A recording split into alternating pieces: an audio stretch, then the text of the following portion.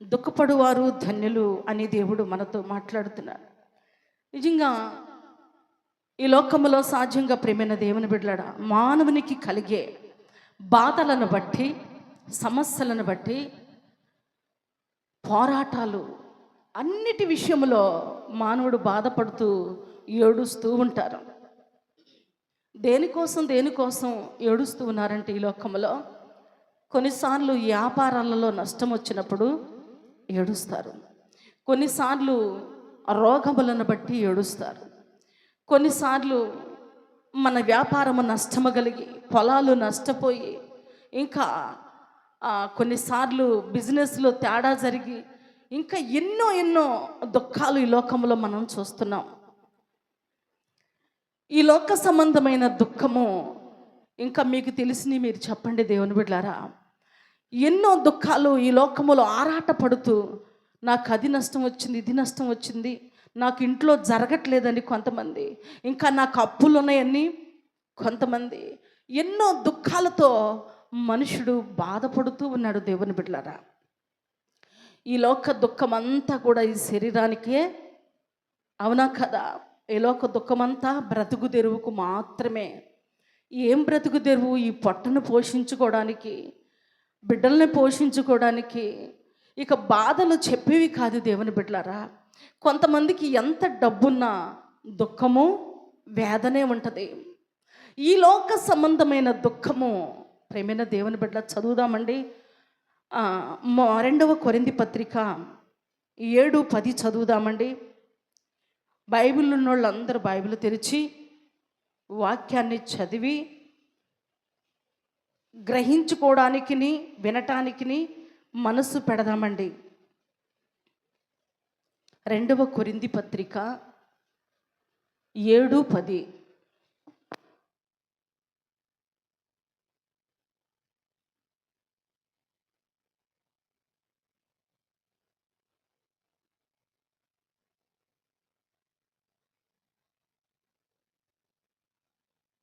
దైవ చిత్తానుసారమైన దుఃఖము రక్షణార్థమైన మారు మనసును కలుగచేయును. ఈ మారు మనసు అంట దుఃఖాన్ని పుట్టించదు.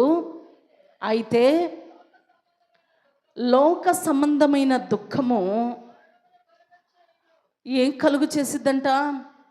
మరణమును కలుగచేసిద్ది. నువ్వు ఎంత ప్రయాసపడి అది సంపాదించుకోలేదు, దానివల్ల లాభం రాలేదు, దీనివల్ల లాభం లేదని నువ్వు దుఃఖపడుతూ బాధపడుతూ, ఒకవేళ నీ జీవితం అంతా కష్టాలున్నాయని నువ్వు బాధపడుకుంటూ ఆత్మానుసారమైన దుఃఖము నీ జీవితంలో లేకుండా ఎప్పుడు ఈ శరీరము కోసమే నువ్వు ఏడుస్తూ ఉంటే, దేవుడు అంటున్నాడు కదా, శారీరకమైన దుఃఖము, శరీరానుసారమైన దుఃఖము ఏం కలుగు చేసిద్దంట? మరణమును కలుగ చేసిద్ది. ఈ మరణము ఇక్కడ ఉండిద్ది, అక్కడ ఉండిద్ది. రక్షణ అనేది కూడా లేదు దేవుని బిడ్డలారా. మన సొంత ఈ శారీరకమైన మనసు అంటే ప్రేమైన అంత ఈ శరీరము కోసము పాటుపడుతున్న దుఃఖము, ఆ సమస్య, ఈ సమస్య, మరి నష్టాలు అన్నీ మనసులో పెట్టుకొని దుఃఖపడుతూ చింతపడుతూ ఉంటారు. ఈ దుఃఖానికి, చింతకి రక్షణ లేనే లేదు. ఇహలోక సంబంధమైన ఈ దుఃఖము మనకి కాదు, కానీ ఆత్మానుసారమైన దుఃఖము ఏం కలుగజేసిద్దంట? రక్షణార్థమైనదంట. ఆత్మానుసారమైన దుఃఖం ఏంటి?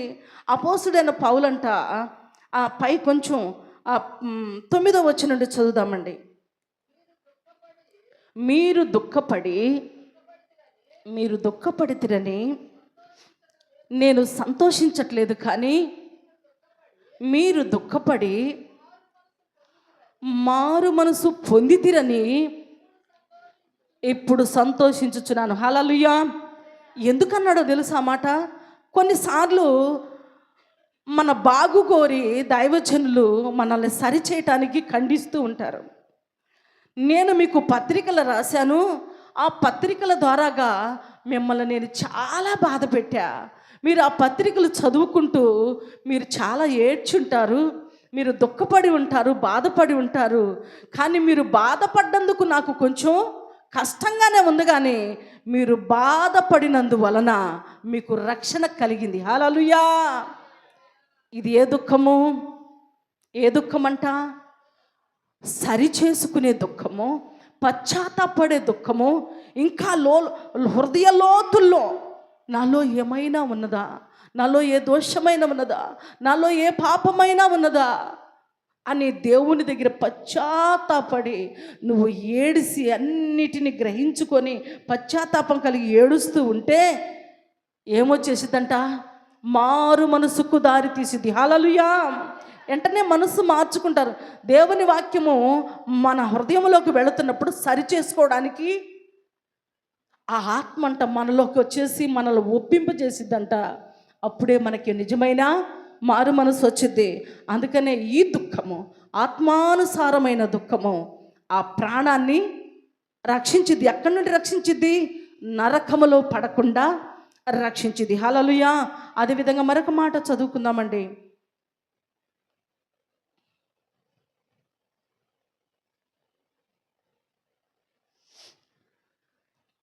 యాకోబు పత్రిక 4:8 చదువుదాం.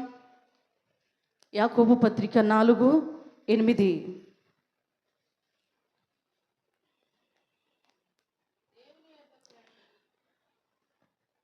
నీకు నిజమైన పశ్చాత్తాపం కావాలంటే, నువ్వు రక్షించబడాలంటే, ఈ లోక చింతల్లో నుండి నువ్వు విడుదల చెందాలంటే ఎవరి దగ్గరికి రావాలంట? దేవుని యొద్దకు రండి, అప్పుడు ఆయన మీ యొద్దకు వస్తాడు. పాపులారా, మీ చేతులను శుభ్రం చేసుకోండి. దిమనస్కులారా అంటే రెండు మనసులు కలిగిన మీరు మీ హృదయములను పరిశుద్ధపరచుకోండి. అంటే దిమనస్కులారా అంటే దేవుని బిడ్డలారా, లోకము కావాలి, లోక ఆశలు కావాలి, లోక తలంపులు కావాలి, లోక ఉద్దేశాలు కావాలని ఒక మనసు ఉండిద్ది. రెండవ మనసు దేవుడు కావాలి, ఇంకా లోకం కావాలి. ఈ రెండు మనస్సులు కలిగిన మీరు ఒక మనసు, లోకానుసారమైన మనసును మీరు విడిచిపెట్టాలి. ఆత్మానుసారమైన మనసుకి మీరు కలిగి ఉండాలి. ఆత్మానుసారమైన మనసు మీరు కలిగి ఉండి ఆయన దగ్గరికి రండి. ఏం పడాలంట? అంటే యాకులు పడంటే నేను ప్రభులో ఎలా ఉండాలి, నేను ప్రభులోకి వెళుతున్నా కానీ మరి నా జీవితం ఏంటి ప్రభువా, నా బ్రతుకు ఏంటయ్యా అని నువ్వు దేవుని దగ్గర నువ్వు చింతపడు, యాకుల పడు, కానీ దుఃఖపడండి, ఏడవండి. మీ నవ్వు దుఃఖమునకు, మీ ఆనందము చింతకు మార్చుకొనండి. ప్రభు దృష్టికి మిమ్మల్ని మీరు తగ్గించుకొని అప్పుడు ఆయన మిమ్మల్ని హెచ్చించు. హల్లెలూయా. ఎప్పుడు హెచ్చిస్తాడు ఆయన?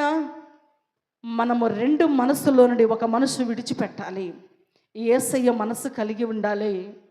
దేవుని దగ్గర పాపమును విడిచిపెట్టాలి, లోక ఆశలు, లోక తలంపులను విడిచిపెట్టాలి. అప్పుడు యేసయ్య దగ్గర ఏడవటానికి రండి. హల్లెలూయా. యేసయ్య దగ్గర మీరు లోకంలో ఎన్నో ఆనందాలు, ఎంతో సంతోషం అనుభవించి ఉంటారు, కానీ ఆ సంతోషం అంతా దుఃఖముగా మార్చుకొని యేసయ్య పాదాల దగ్గర నువ్వు ఏడిస్తే దేవుడు అంటున్నాడు కదా, నిన్ను ఒక రోజున హెచ్చిస్తాడు. హల్లెలూయా. దేవుడు నిన్ను హెచ్చించేదాకా నువ్వు తగ్గించుకొని నువ్వు ప్రార్థన చేస్తే ఒక రోజున నిన్ను దేవుడు హెచ్చించి ఉన్నతమైన స్థానంలో దేవుడు నిలబెడతాడు. ఎప్పుడంటే అది నిలబెట్టేది నువ్వు దుఃఖపడుతూ ప్రార్థన చేస్తూ ఉన్నప్పుడు. కొంతమంది అంటారు, ప్రార్థన చేసేటప్పుడు దుఃఖం ఎందుకు అంటారు. దేవుడు అంటాడు కదా, నువ్వు ప్రార్థన చేసేటప్పుడు కన్నీటితో ప్రార్థన చేస్తే ఏమంటున్నాడు? సంతోషమైన పనులు మోసుకొని పోతారంట. సంతోషం, అందుకనే లోకములో ఉన్న సంతోషాన్ని అన్నిటిని కూడా మీరు దుఃఖముగా మార్చుకోండి, ప్రార్థన చేయండి, దేవుడే మిమ్మల్ని హెచ్చిస్తాడని. అదేవిధంగా మరొక మాట చదువుకుందామండి. 3వ మాట చదువుకుందాం. కీర్తనల గ్రంథము 51:1 చదువుదామండి. కీర్తనల గ్రంథము 51 మొదటి నుండి చదువుదామండి.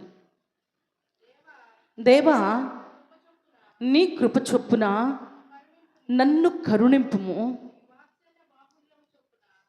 నీ వాత్సల్య బాహుల్యము చొప్పున నా అతిక్రమములను తుడిచివేయమని. ఏమని ప్రార్థన చేస్తున్నాడు దావీదు మహారాజు? ప్రియమైన దేవుని బిడ్డలారా, ఏమని ప్రార్థన చేస్తున్నాడు?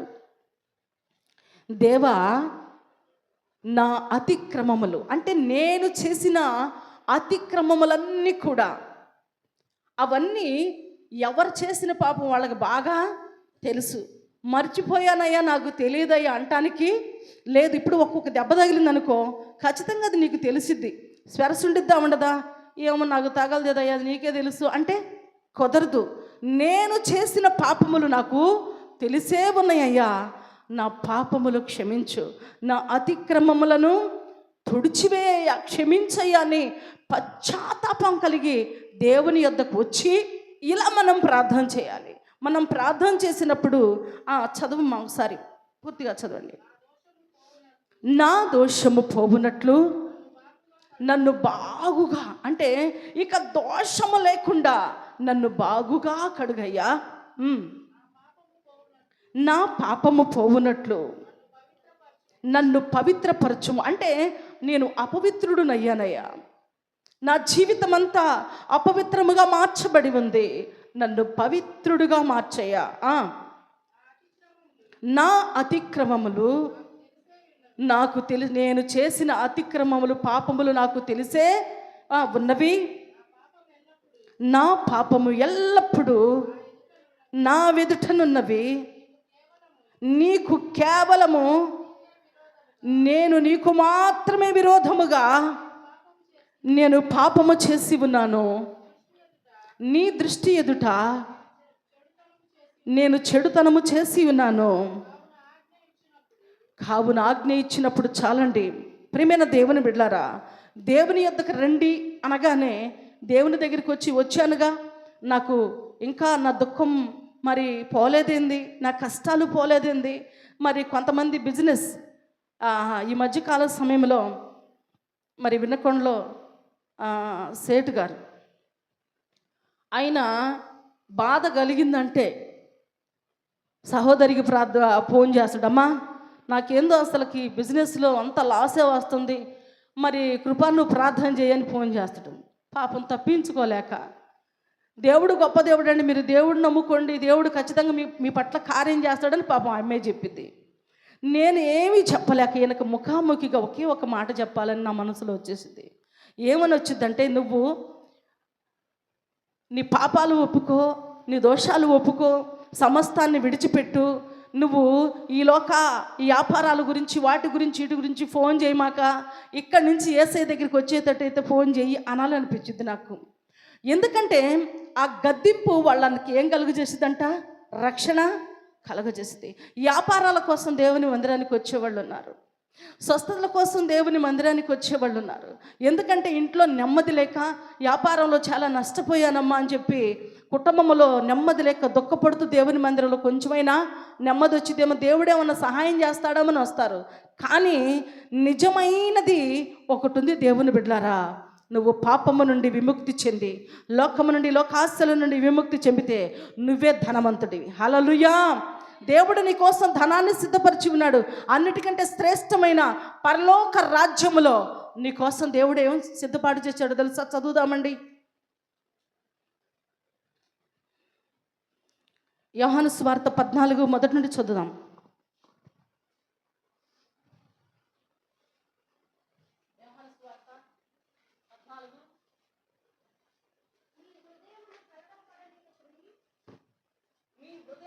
కరవల ప్రణీకుడి, ఎవరైనా విశ్వాసం ఉంచాలంట? ఈ లోక కలవరములన్నిటిని విడిచిపెట్టండి. ఈ లోకములో మనుషునికి కావాల్సిన, శరీరానికి కావాల్సినవన్నీ కూడా మీరు విడిచిపెట్టండి. ఉన్నదని అతిశయపడుతూ, నాకున్నది లేక నాకు చింత లేదు అనుకొని నువ్వు భ్రమపడుతూ అతిశయిస్తూ ఉన్నావేమో. సమస్తాన్ని విడిచిపెట్టి దేవుని మాటకు లోబడి దేవుని పాదముల యొద్దకు వచ్చి నువ్వు ప్రార్థన చేసినప్పుడు, నీ పాపాలు ఒప్పుకొని నాకు దేవుడే కావాలి, నేను దేవుని కోసం ఎదురు చూస్తున్నానని ఒక నిర్ణయం, ఒక తీర్మానము కలిగి ఉంటే ఆయన ఈ మధ్యాహ్న కాల సమయంలో మీకు దేవుడు ఒక ధైర్యాన్ని ఇస్తూ ఉన్నాడు. దేవుడు ఒక వాగ్దానముని ఇస్తూ ఉన్నాడు. ఏంటంటే మీ హృదయములను అంటే దేవుని దగ్గరికి వస్తే ఏంటి ప్రయోజనం? మేము వచ్చాము, బాగానే ఉంది, మరి మా జీవితం ఏంటి, మా బ్రతికేంటి, ప్రభును నమ్ముకున్నందువలన ప్రయోజనం ఏంటి అన్నని మీరు చింతపడుతున్నారేమో. చింతపడాల్సిన అవసరం లేదు. కానీ ఆయన అంటున్నాడు కదా, మీ హృదయములను కలవర పడనీయుకుడి, దేవుని యందు విశ్వాసం ఉంచుడి, నా యందును విశ్వాసం ఉంచండి, నా తండ్రి ఇంట అనేక నివాసములు కలవు, లేని ఎడల నేను మీతో చెబుతా. ఇంతగా నేను మిమ్మల్ని ప్రభుని నమ్ముకోండి, మీ పాపాలను విడిచిపెట్టండి, దేవుని దగ్గరికి రండి, మీకు ఇంతగా నేను చెబుతున్నానంటే అది అబద్ధమైతే నేను మీతో చెప్పను, కానీ అది సత్యమే. పరలోకంలో మన కోసం సిద్ధపాటు చేయటానికి నేను వెళుతున్నాను, అక్కడ నా తండ్రి ఇంట అనేక నివాసములు ఉన్నాయని అది సత్యమే. కనుక నేను మీకు సత్యమే చెబుతూ ఉన్నాను. ఏమి సిద్ధపాటు అంట? స్థలము. ఇక్కడ ఈ శారీరకమైన మనస్సు ఆ ఉద్దేశములు ఏముంటుందంటే, నా పిల్లల కోసం ఒక ఫ్లాటు కొనుక్కోవాలి, ఇంకా ఇల్లు కట్టాలి, ఇంకా ధనమండోళ్ళైతే ప్యాలెస్ కట్టాలి, కొంచెం డబ్బు లేని వాళ్ళైతే ఒక 2 లక్షలలో ఇల్లు అయిపోయిద్ది అనుకుంటే ఏదో వాళ్ళకి శక్తి ఉన్నంత వరకు వాళ్ళ బిడ్డల కోసము నివాసాన్ని ఏర్పాటు చేసుకుంటూ ఉంటారు. అలాగే దేవుని బిడ్డలారా, దేవుని నమ్ముకున్న ప్రతి బిడ్డతో దేవుడు మాట్లాడుతున్నాడు. ఈ లోక నివాసాలని ఒక రోజున శూన్యము కాబోతూ ఉన్నాయి, కానీ మన తండ్రి ఇంట అనేక నివాసములు. ఎలా? ఆయన వెళ్ళి మన కోసం అంట స్థలాన్ని, నీకొక ఇల్లు, అంటే మనం అనుకుంటే అక్కడికి పోయి ఇక ఎప్పుడు యేసయ్య పాదాల దగ్గరే కూర్చుంటామని కాదు. ప్రతి బిడ్డకు ఒక ఇల్లును దేవుడు సిద్ధపాటు చేస్తాడు. హల్లెలూయా. చదువమ్మా. నేను వెళ్ళి మీకు స్థలమును సిద్ధపరుస్తాను, సిద్ధపరచని ఎడల నేనుండే స్థలములో మీరు కూడా ఉండులాగున మరలా వచ్చి నా యొద్ద ఉండుటకు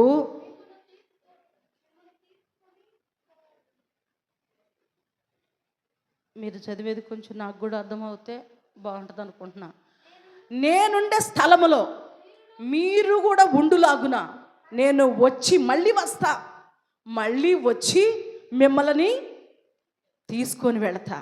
హల్లెలూయా. ఏ స్థలములో ఉంటా? రాజాతి రాజు మన దేవుడు, సకల సంపదల గని అయిన మన తండ్రి, ఆయన ఇంట అనేక నివాసములు ఉన్నవి.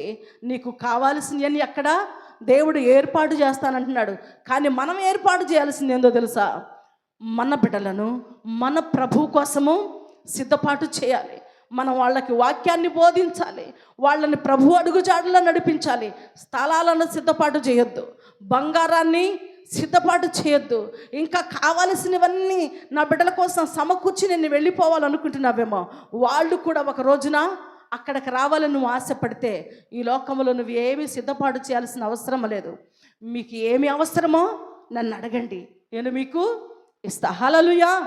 అడుగుడి మీకు ఇవ్వబడును, ఎతుకుడి మీకు దొరుకును అంటాడు దేవుడు. దేవుని బిడ్డలారా, నీకు ఏమి అవసరమో దేవుడికి తెలుసు. ఈ లోక సంబంధమైన పాటల కోసం పాటలు పడమాకండి. ఈ లోకములో నీకు కావలసిన నీ బిడ్డల కోసమని అవని ఇవని మీరు అతిశయించి సంపాదించుకోవడానికి పాటు పడమాకండి. కానీ నీవు నీ కుటుంబము దేవుని మందిరములో ఉంటే మీరు ఇక్కడ సజీవులుగా ఉండి, ఒకవేళ ఈ శారీరకంగా మృతి చెందిన పరలోకములో సజీవులుగా దేవుని కుడి పార్శ్వమున మీరు ఉంటారు. ఆయన నామానికి మహిమ కలుగునుగాక. చదువమ్మా. నేను వెళ్ళుచున్న స్థలమునకు మార్గము మీకు తెలుసు అని చెప్పెను. అందుకు తోమా అన్నాడు కదా, దేవుని బిడ్డలారా, అసలుకి మార్గం మాకెట్ట తెలిసిద్ది? రోజు వాక్యం వింటాం కానీ దాన్ని పరిశీలనగా చదువుకొని ప్రతిరోజు వాక్యం వింటూ ఉంటే అన్నీ కూడా మనకు అర్థమవుతాయి. తోమా ప్రతిసారి కూడా మరి దేవుణ్ణి చూడలేదని, ఆయన దేవుడు కాదని కొంత అపనమ్మకం తన జీవితంలో కలిగినప్పుడు, ఇప్పుడు కూడా అంటున్నాడు కదా, నేను వెళ్ళే మార్గం మీకు బాగా తెలుసు అన్నప్పుడు, ఏంటా మార్గము అంటాడు. అప్పుడు దేవుడు అంటాడు కదా, నేనే మార్గమును, నేనే సత్యమును, నేనే జీవమునై ఉన్నాను, నా ద్వారా తప్పితే పరలోక తండ్రి దగ్గరికి ఎవ్వరు కూడా వెళ్ళలేరంట. అంటే యేసయ్య మార్గములో నువ్వు నీ కుటుంబము నడిస్తే జీవ మార్గం మన యేసయ్య ఉన్నాడు. హల్లెలూయా. ఆ ద్వారము దేవుని దగ్గరికి వెళ్ళే ద్వారము ఇక్కడ మన మధ్యలో ఉంది. హల్లెలూయా. ఈ బైబిల్ గ్రంథమే దేవుని పరలోకమునకు చేర్చే మార్గమై ఉన్నది. హల్లెలూయా. ఈ మార్గములో నువ్వు, నీ కుటుంబము, నీ పిల్లలందరూ కలిసి ఈ మార్గములో నడిస్తే పరమునకు దేవుడు తీసుకువెళ్తాడు. ఆయన ఉండే స్థలములో మనల్ని కూర్చునిలాగున దేవుడు చేస్తాడు. ఆయన నామానికి మహిమ కలుగును గాక. అదేవిధంగా మరొక మాట చదువుకుందామండి. యోహాను సువార్త 16:33 చదువుదాం. యోహాను సువార్త 16:33. నా యందు మీకు సమాధానము కలుగునట్లు ఈ మాటలు మీతో చెప్పుచున్నాను. లోకములో మీకు శ్రమ కలుగును, అయినను ధైర్యము తెచ్చుకొనండి, నేను లోకమును జయించి ఉన్నాను. మీరు కూడా ఏం చేయాలంట చెప్పరేంది? నేను లోకమును జయించి ఉన్నాను, మీరు కూడా లోకమును జయించాలంటే, ప్రేమైన దేవుని బిడ్డలారా, ఈ లోకములో శ్రమలు, కరువు, ఇరుకులు, ఇబ్బందులు ప్రభువుని నమ్ముకున్న బిడ్డలకు వస్తాయి, లోకములో ఉన్న వాళ్ళకు కూడా వస్తాయి. లోక సంబంధమైన దుఃఖానికి, లోక సంబంధమైన కష్టానికి, లోక సంబంధమైన శ్రమలకు మీరు ఎంత ప్రయాసపడినా మీకు జీతము లేదు, పరలోక రాజ్యం లేదు. దేవుని పాదముల యొద్ద ఎవరైతే శ్రమ పడుతూ, దుఃఖపడుతూ, వేదన పడుతూ, చింతపడుతూ, ప్రభు పాదాల దగ్గర శ్రమ పడుతూ, బాధపడుతూ ఎవరైతే ఉంటారో, దేవుడు అంటున్నాడు, కొన్ని రోజులు మీకు శ్రమ కలిగిద్ది, బాధపడమాకండి, ధైర్యం తెచ్చుకోండి. ఏబుతో ఎంతగా దేవుడు మాట్లాడాడో తెలుసా?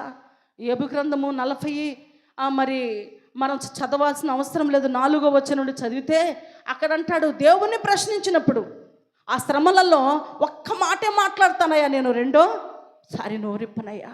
నువ్వు ఎలా? ఎందుకంటే అన్నిటినీ జయించగలిగిన ధైర్యాన్ని, బలమును దేవుడు మనలోనే ఉంచాడు. ఎందుకంటే మరణమును గెలిచి, శ్రమలన్నిటినీ గెలిచి తిరిగి లేచిన యేసయ్య నీలో ఉంటే ఆ ధైర్యం నీలో ఉంది. హల్లెలూయా. నువ్వు జయించగలవు. నువ్వు నీతిగా, న్యాయంగా, ధర్మంగా ఎప్పుడైతే బ్రతకటం నేర్చుకుంటావో ఆ శ్రమలలో కూడా విజయము నీదే. కొన్నిసార్లు అనుకుంటా, ఇన్ని శ్రమలు నాదే విజయము, నేనేంటో డౌన్లో ఉన్నట్టుగా అనిపించదు అనుకుంటాం. కానీ శ్రమలు పడుతున్న నువ్వు సహోదరుడా, విజయము నీదే, జయ జీవితము నీదే. ఎందుకంటే కొన్ని రోజులే నీకు ఈ లోకములో శ్రమలు ఉంటాయి, ఆ తర్వాత నువ్వు ఎక్కడుంటావో తెలుసా? చదువుదామండా. లూకా సువార్త 16:25 చదువుదామండి.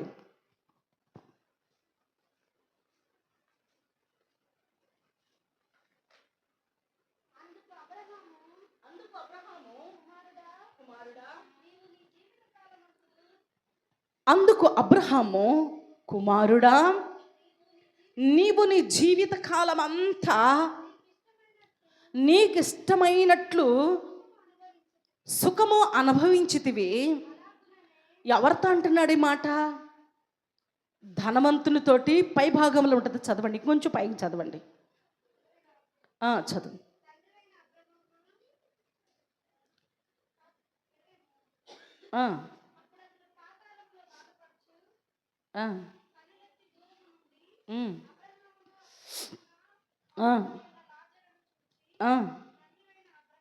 తండ్రివైన అబ్రహామా, నా యందు కనికరపడి తను వ్రేలు కొను, అంటే చిటికని వేలు కొన, ఈ కొనతోటి నీళ్ళు ముంచి నా నాలుకను కొంచెము తడి చేయటానికి లాజర్ను పంపవా అని అడుగుతున్నాడు. ఎవరిల్లు? ధనవంతుడు, పేద లాజరు. ధనవంతుడు ఈ లోక సుఖభోగాలకు సూచన. ధనవంతుడు ఈ లోక ఆశలకు, ఈ లోక తలంపులకు, ఈ లోక అతిశయానికి సూచన. లాజరు ప్రభువుని నమ్ముకొని నీతిగా బ్రతుకుతున్న దేవుని బిడ్డలకు సూచన. దేవుని బిడ్డలారా, ధనవంతుడితో దేవుడు అంటున్నాడు కదా, నీ జీవిత కాలమంతా ఎన్నడూ కూడా దేవుని మాట వినలేదు, దేవుని మాటకు లోబడలేదు, నీ స్థానసారంగానే జీవించావు, బ్రతికావు. అయితే లాజరు ఏం చేశాడంట? చదవండి కింద భాగంలో, చదవమ్మా. అంటే ఎప్పటిలాగా 25లోకి రండి. అందుకు అబ్రహాము, కుమారుడా, కొంచెం అమ్మనట్లు లేపండమ్మా, నీ జీవిత కాలమంతా నీకు ఇష్టమైన సుఖము అనుభవించితివి, అలాగుననే భూలోకములో లాజరు కష్టము అనుభవించాడని జ్ఞాపకము చేసుకొనుము. ఏమంటున్నాడంట? నువ్వు సుఖభోగాలతో జీవిస్తూ ఉన్నప్పుడు లాజరు కురుపులతో బాధపడుకుంటూ, ఆకలి దప్పులతో బాధపడుకుంటూ నీ దగ్గరే ఉన్నప్పుడు నువ్వు చూసావు కదా, నీకు తెలుసు లాజరు ఎంత బాధపడ్డాడో. కానీ ప్రేమైన దేవుని బిడ్డలారా, కొన్నిసార్లు అనిపించింది, నేను ప్రభువును నమ్ముకున్న తర్వాత ఈ దుఃఖం ఏంటి, ఈ వేదన ఏంటి, ఈ బాధలేంటి అని చెప్పి మనం కొన్నిసార్లు ప్రశ్నించుకుంటాం. కానీ లాజరు ఏం చేశాడు తెలుసా? కురుపులతో బాధపడుతూ కూడా దేవుణ్ణి మాత్రం విడిచిపెట్టాల. హల్లెలూయా! కష్టాలు ఎన్నొచ్చినా, అందుకనే కొన్ని రోజులు మీకు శ్రమ కలిగిద్ది, ఆ తర్వాత మీకు సంతోషము, ఆనందం ఉంటుంది. ఎందుకంటే ఆయన ఉండే స్థలములో మనం ఉండబోతున్నాం. హల్లెలూయా! అయితే ధనవంతుడు ఏం చేశాడు?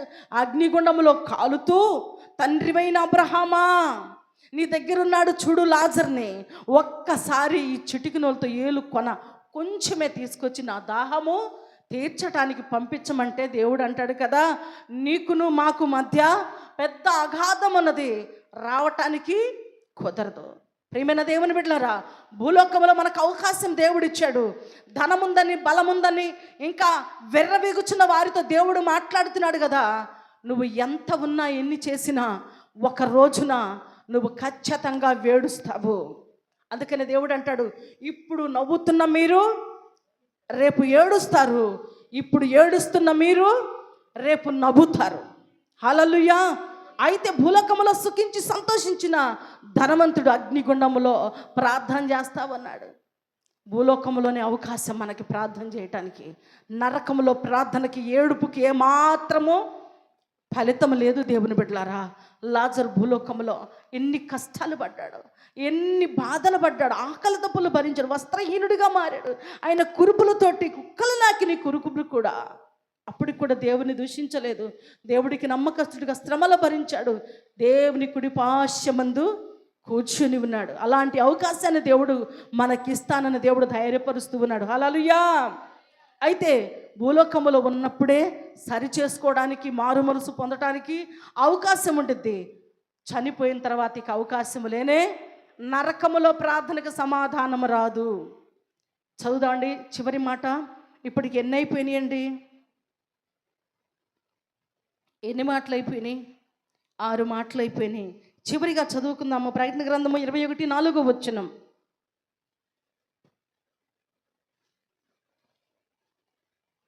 స్తోత్రం. హల్లెలూయా! ప్రకటన గ్రంథము 21:4 వచనం చదువుదామండి. చివరి మాట.